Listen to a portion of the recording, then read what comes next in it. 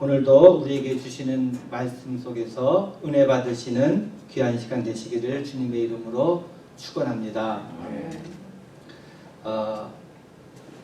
이런 질문 드리는 걸 용서해 주시기 바랍니다. 여러분은 칭찬받고 싶으신가요? 야단받고 싶으신가요? 네, 아무도 야단받고 싶은 사람은 없을 것입니다. 모두가 칭찬을 듣고 싶어 할 것입니다. 다시 한번 질문 드리면은, 여러분은 축복의 설교를 듣고 싶어 하십니까? 책망의 설교를 듣고 싶어 하십니까? 네. 대부분 책망의 설교보다도 축복의 설교를 듣고 싶어 할 것입니다. 그래서 교회 강단에서 대부분의 목사님들은 성경 본문을 찾을 때, 설교할 본문을 찾을 때 축복의 성경 본문, 또 칭찬과 위로의 성경 본문을 찾아서 많이 하게 됩니다. 특별히 한국의 순복음 교회에서는 한때 3박자 축복 또는 5박자 축복을 강조해서 영혼이 잘 되는 축복, 범사가 잘 되는 축복, 강건해지는 축복을 강조해서 또 많은 성도들에게 또 은혜를 주고 또 인기를 얻기도 했습니다. 저도 성경 본문을 선택할 때 가급적 책망과 심판의 설교 본문은 피하게 되고, 칭찬과 축복의 성경 본문을 선택하고 싶은 그런 강렬한 마음의 유혹을 뿌리치기 어려울 때가 많이 있습니다. 그런데 구약 성경뿐만 아니라 신약 성경을 통해서도 축복의 말씀이 있는가 하면은 또 책망의 말씀이 있습니다. 하나님은 때때로 축복을 강조하시는가 하면 또 때로 책망의 말씀을 선포하시기도 하십니다. 그리고 구약시대 선지자들이 그 사명을 많이 강조해서 이스라엘 백성들에게 말씀을 선포했습니다. 신약시대에 와서도 예수님의 말씀 속에도 마태복음 5장 같은 경우에 보면은 산상설교의 그 팔복 설교에서 위로와 축복의 설교를 주님께서 하셨습니다. 반면에 또 오늘 본문이 기록된 마태복음 23장에서는 예수님께서 진노와 책망의 설교를 선포하고 계십니다. 네, 우리 오늘 본문 같이 한번 보겠습니다.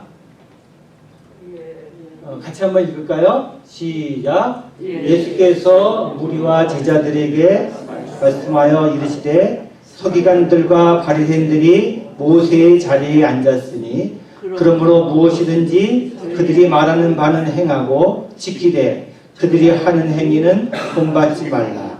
그들은 말만 하고 행하지 아니하며 또 무거운 짐을 묶고 사람의 어깨에 지우되 자기는 이것을 한 손가락으로도 움직이려 하지 아니하며 그들의 모든 행위를 사람에게 보이고자 하나니 곧 그 경문길을 넓게 하며 옷수를 길게 하고 잔치의 윗자리와 회당의 높은 자리와 시장에서 문안 받는 것과 사람에게 랍비라 칭함을 받는 것을 좋아하느니라.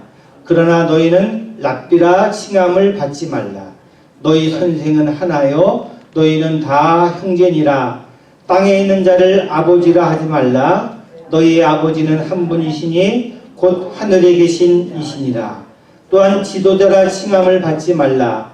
너희의 지도자는 한 분이시니 곧 그리스도시니라. 너희 중에 큰 자는 너희를 섬기는 자가 되어야 하리라. 누구든지 자기를 높이는 자는 낮아지고 누구든지 자기를 낮추는 자는 높아지리라. 아멘. 네. 오늘 본문의 말씀은 저뿐만 아니라 많은 설교자들이 선택하고 싶지 않은 그런 인기가 없는 그런 성경 본문인 것 같습니다.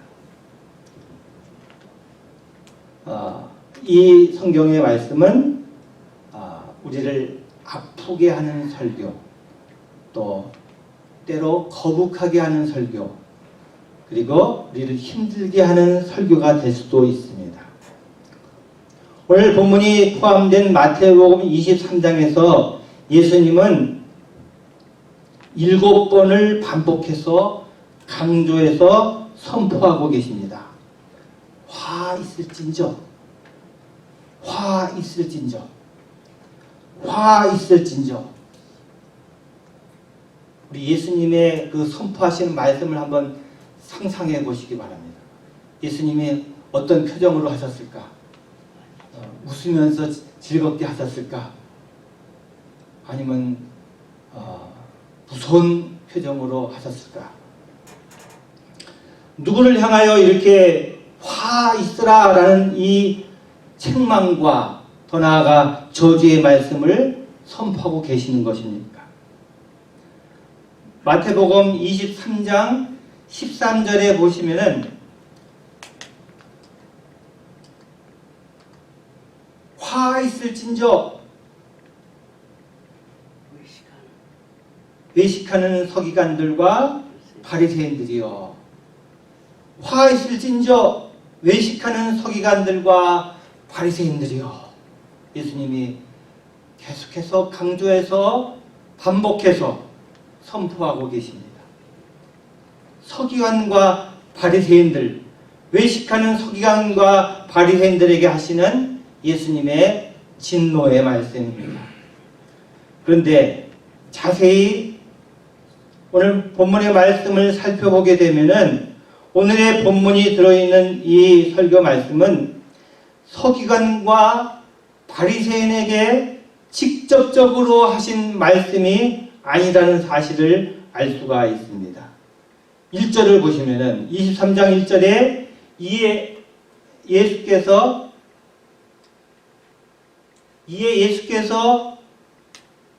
무리와 제자들에게 말씀하여 이르시되, 지금 예수님의 진노는 서기관과 바리새인들을 향한 것이지만은 이 말씀을 듣는 설교의 청중은 그들이 아니라 바로 예수님의 제자들과 예수님을 찾아온 무리들에게 하신 말씀이라는 사실입니다. 즉 예수님은 지금 서기관과 바리새인들을 예로 들면서 그들을 모델로 삼아서 그들은 그렇게 했지만, 그들은 그렇게 책망받을 일을 했지만 너희들은 그렇게 하지 말라라고 하시는 강력한 부탁, 강력한 경고의 설교를 우리에게 하고 계시는 것입니다. 화 있을진저 서기관과 바리새인들은 이렇게 했는데 너희들은 제발 그렇게 하지 말라라고 강조해서 설교를 하고 계시는 것입니다. 여기 너희들 제자들과 무리들 속에 거기에 바로 제가 앉아 있는 것입니다. 그 무리들 속에 혹 저와 여러분들이 그 청중들 속에 앉아 계신 것은 아닙니까? 오늘 설교는 그래서 바리새인들에게 하시는 말씀이 아니라 저와 여러분, 주님 앞에 나온 제자들, 우리 그리스도인들에게 하시는 예수님의 강력한 부탁, 강력한 경고의 말씀인 것입니다. 그래서 오늘 한번 3가지로 정리해서 우리의 교훈으로 삼고 싶습니다. 첫 번째로 서기관과 바리새인들, 그들이 어떻게 했습니까? 그들이 말과 행동이 다르다라고 이렇게 책망을 하고 계십니다. 2절의 말씀을 보시면은 서기관들과 바리새인들이 모세의 자리에 앉았으니, 여기 모세의 자리란 어떤 자리입니까? 모세의 자리, 그 말은 원래는 서기관들이 회당에서 율법을 기록하거나 가르칠 때 그들이 앉았던 의자를 가리키는 말이라고 합니다. 즉 모세의 자리란 곧 율법의 자리이고 또 하나님의 말씀을 대변하는 자리인 것입니다. 그들은 하나님의 말씀을 받아서 기록하고 또 해석하고 또 가르치는 일을 하는 사람들이었습니다. 오늘날로 말하면 누구입니까? 좁은 의미로는 저희 같은 목회자들입니다. 또 교사들입니다. 말씀을 대언하는 지도자들입니다. 그리고 넓게는 하나님의 말씀을 받은, 하나님의 말씀을 읽는, 하나님의 말씀을 기억하는 우리 모든 그리스도인들 전부를 말하고 있는 것입니다. 그들이 모세의 자리에 앉아서 말씀을 받고 또 읽고 가르치고 기억하는데 그 말씀을 잘도 말하는데 그 말씀에 따른 행함이 없다라고 말씀하시고 계십니다. 언행이 일치가 않는다. 말과 행동이 다르다고 말씀하십니다. 3절을 보시면은 3절을 같이 한번 읽어보겠습니다. 시작. 그러므로 무엇이든지 그들이 말하는 바는 행하고 지키되 그들이 하는 행위는 본받지 말라. 그들은 말만 하고 행하지 아니하며. 네. 말이 잘못된 건 아닙니다. 그죠? 말은 하나님의 말씀입니다. 우리는 그 말씀을 또 마찬가지로 듣고 또 암기하고 기록하고 공부하고 가르치고 해야 될 것입니다. 그런데 말만 하고 행하지 않는 사람들을 지금 예수님께서는 책망하고 계십니다. 말과 행함이 전혀 상관이 없는 사람들. 말은 잘하는데 행함이 따르지 않는다.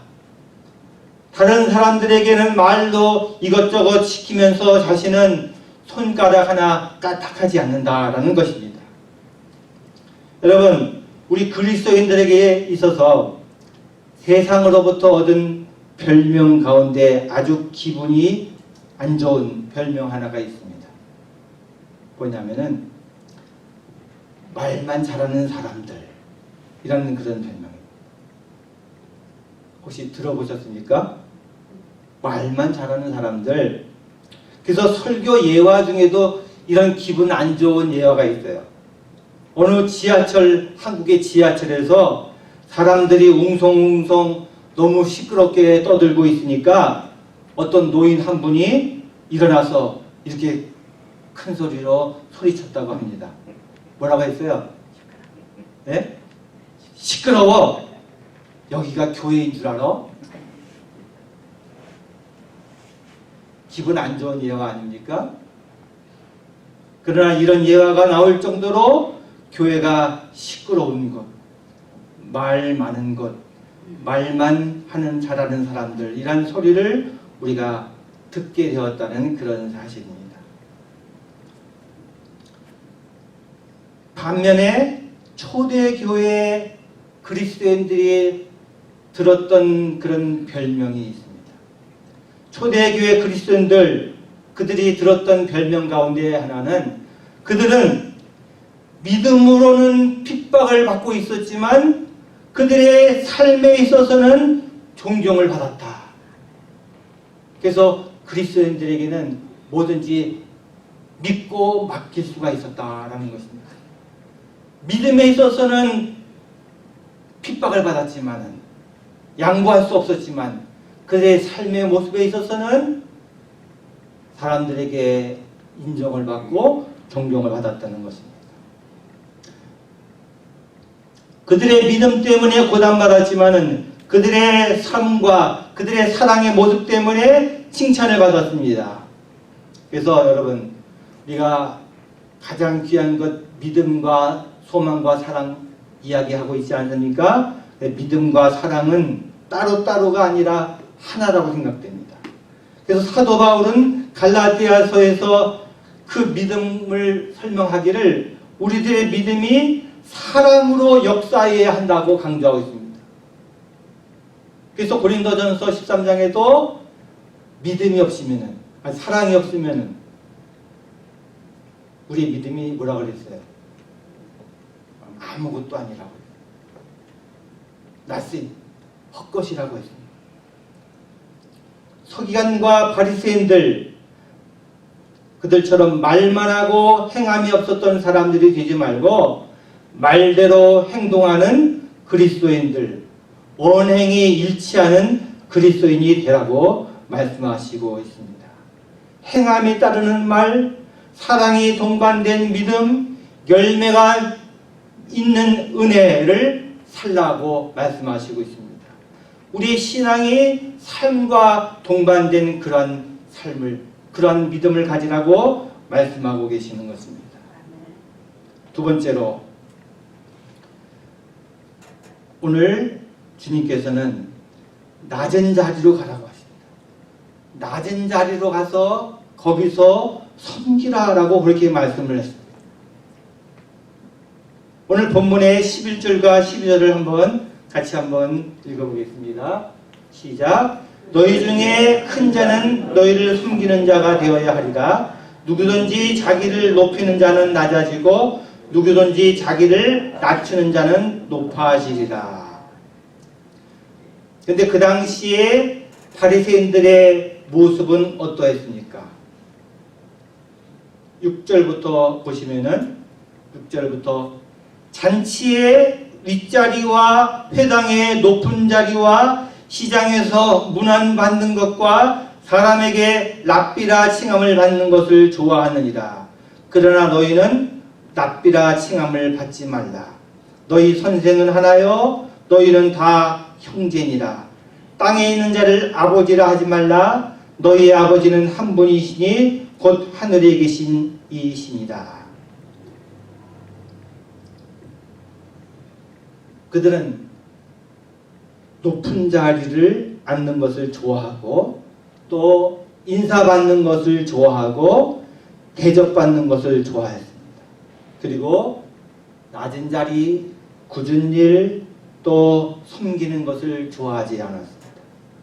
그런데 예수님은 우리 그리스도인들에게 높아지려고 하는 자는 낮아지고 또 낮아지려는 자는 높아지리라.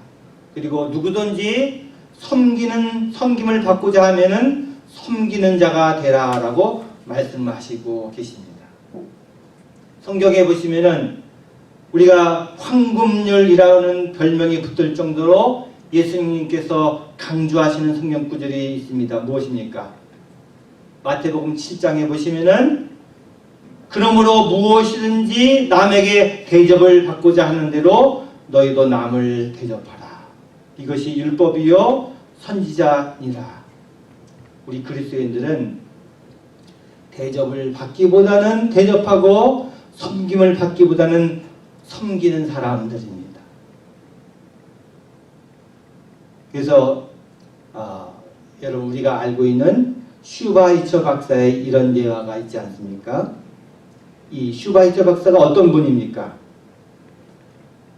박사 학위를 3개를 가지고 있는 사람이에요. 신학 박사, 철학 박사, 그리고 또 뭐죠?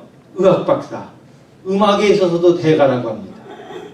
그리고 노벨 평화상을 1952년에 받았어요. 이분이 말년에 그 아프리카 선교를 위한 모금 운동을 위해서 파리에 도착을 해서 그 기차역에 내렸다고 합니다. 그 기차역을 내릴 때의 이야기. 많은 기자들과 많은 그 관료들이 마중 나와서 슈바이처 박사를 기다리면서 기차가 멈춰 섰습니다. 그리고 문이 열리고 사람들이 내리면서 슈바이처 박사를 찾는데 없는 거예요. 사람들이 다 내렸는데도 없는 거예요. 그래서 슈바이처 박사님이 1등 칸을 안 타셨나? 그래서 2등 칸으로 갔어요. 2등 칸에도 안 보였습니다. 3등 칸으로 갔는데 거기서 어떤 분을 돌보고 있는 거예요. 치료하고 있는 거예요. 그래서 그 기자 하나가 묻습니다. 박사님, 여기서 왜 3등 칸을 타셨어요? 이렇게 물어봤어요. 그랬더니 이 박사님 뭐라고 대답했습니까? 이 4등 칸이 없더라고요. 무슨 웃으셨다고요? 4등 칸이 없더라고요. 아니 박사님, 그것을 말하는 게 아니라 왜 이렇게 굳은 이런 형편없는 곳에서 타고 계십니까? 했더니 이 박사님이 하신 말씀이 뭐라고 하냐면, 저는 편안한 자리를 찾아다니는 게 아니라 저의 도움을 필요로 하는 자리를 찾아다닙니다. 1등실의 사람들은 저를 많이 필요로 하지 않습니다. 여기서 우리 예수님의 겸손, 예수님의 섬김의 모습을 우리가 보고 있지 않습니까? 우리 예수님은 어떠한 삶을 사셨습니까? 사도 바울이 빌립보서에서 고백한 대로 너희 안에 이 마음을 품으라. 네. 곧 그리스도 예수의 마음이니 그는 근본 하나님의 본체시나 하나님과 동등됨을 취할 것으로 여기지 아니하시고 오히려 자기를 비워 종의 형체를 가지사 사람들과 같이 되셨고 사람의 모양으로 나타나사 자기를 낮추시고 죽기까지 복종하셨으니 곧 십자가에 죽으심이라.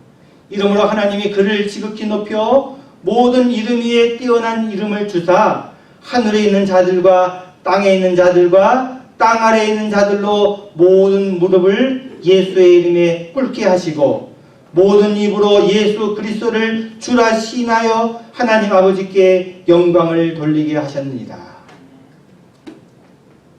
이 예수님의 모습이십니다. 이 땅에 오셔서 친히 섬김의 삶을 사셨던 우리 예수님의 모습이십니다.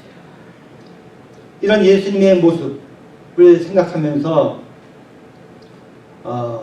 제가 시를 하나 써봤습니다. 한번 감상해 보시기 바랍니다.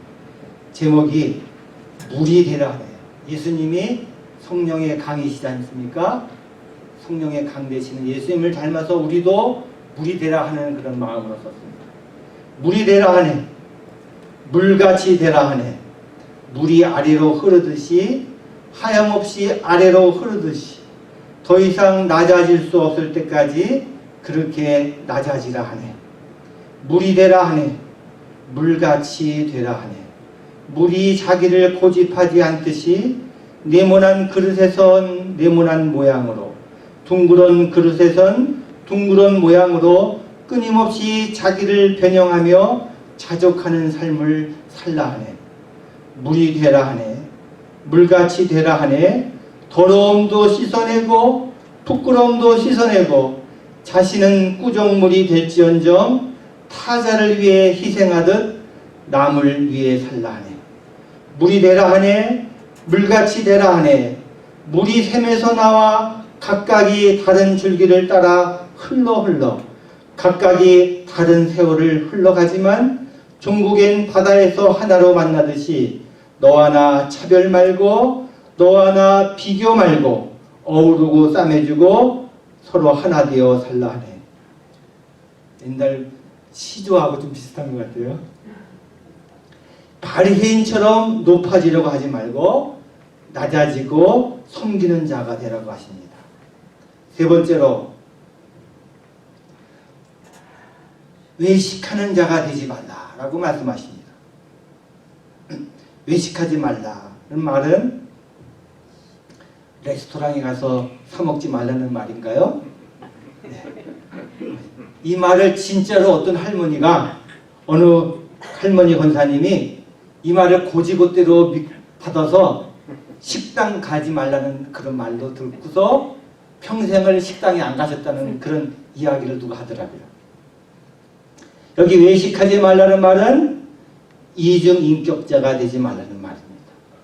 영어 성경에 보시면은 하이퍼크라이스, 위선자가 되지 말라는 말이에요. 위선자가 가장 되기 쉬운 사람은 종교인이라고 합니다. 또 저와 같은 목회자라고 합니다.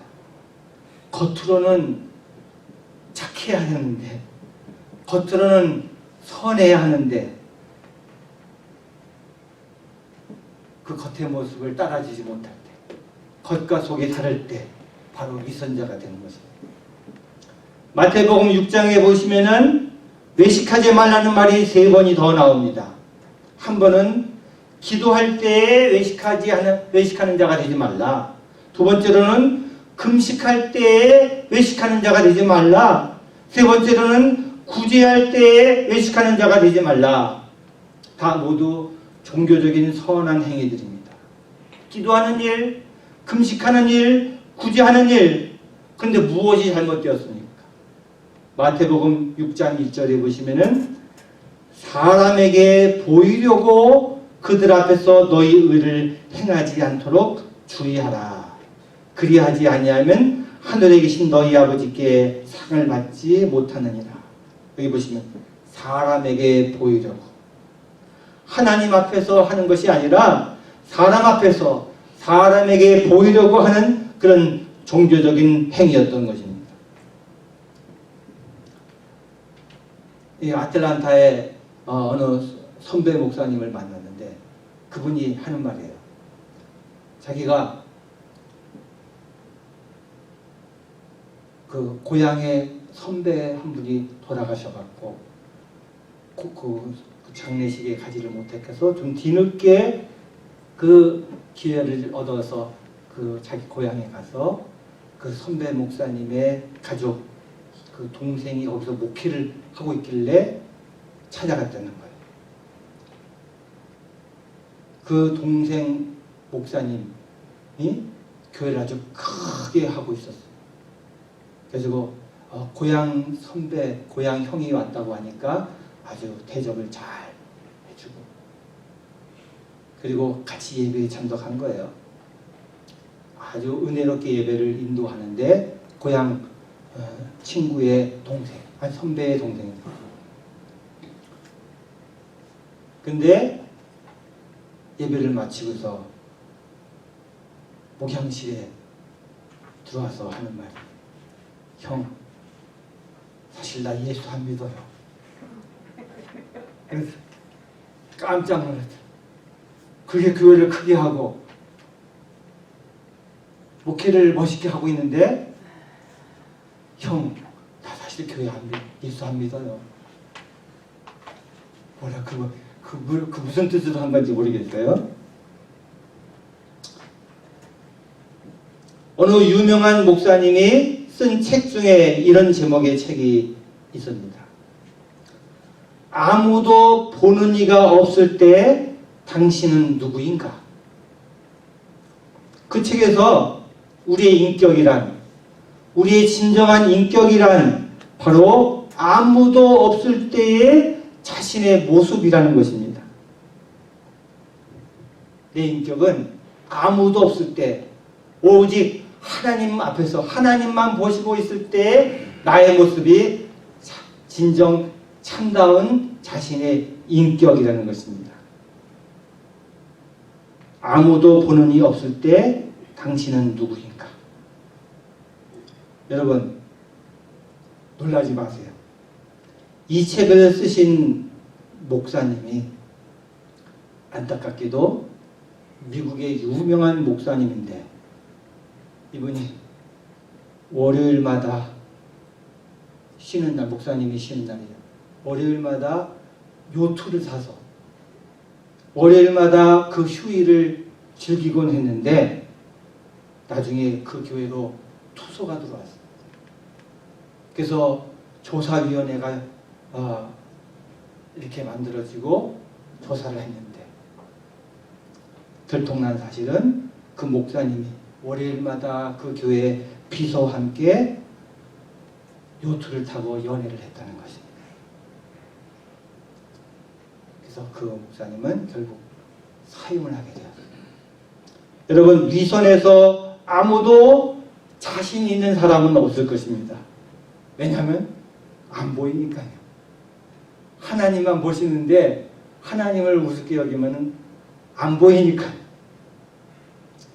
하나님을 신실하게, 너무나 신실하게 믿었던 다윗 왕도 자신의 그 범죄, 끔찍한 범죄를 감추기 위해서 충성스러운 부하 우리아를 죽게 만들고 11조의 아니 10계명의 그 여러 개의 그 계명들을 어기는 범죄를 행하지 않았습니까? 이 위선에서 자유로운 사람은 아무도 없어요. 저를 포함해서 아무도 없습니다. 우리가 잘 아는 지킬 박사와 하이드 이야기를 너무나 잘 알고 있습니다. 낮에는 착하고 선하고 좋은 일 많이 하고 마음이 좋고 선한 일 하는 그런 박사님, 지킬 박사인데 밤만 되면은 살인하고 강간하고 나쁜 짓을 다 하는 하이드로 바뀌는 것입니다. 여러분, 우리가 외식하지 않기 위해서 어떻게 하면 좋을까요? 외식하지 않고 우리 연구를 해야 될까요? 요셉이 고백했던 것처럼 요셉이 뭐라고 고백했습니까? 그 범죄의 순간에 내가 어찌 이 큰 악을 행하여 하나님 앞에 죄를 지으리까? 요셉의 흉내를 내는 수밖에 없어요. 내가 어찌 이 큰 악을 행하여 하나님 앞에서 죄를 범하리까? 하나님 앞에서 사는 삶. 하나님의 불꽃 같은 눈동자가 나를 보고 계시다는 그런 그 하나님을 의식하면서 살아가는 삶. 그래서 우리 장로교를 창시한 존 칼빈의 그 슬로건 코람 데오, 하나님 앞에서 사는 그런 삶이 될 때 위선의 삶을 극복할 수 있지 않겠습니까? 말보다 행동이 중요한, 행동은 인격에서 나옵니다. 그리고 바른 인격은 또 바른 마음가짐에서 나올 것입니다. 내 백성이 입술로는 나를 존경하되 마음은 내게서 떠났도다. 무릇 지킬 만한 모든 것보다 너의 마음을 지키라 하십니다.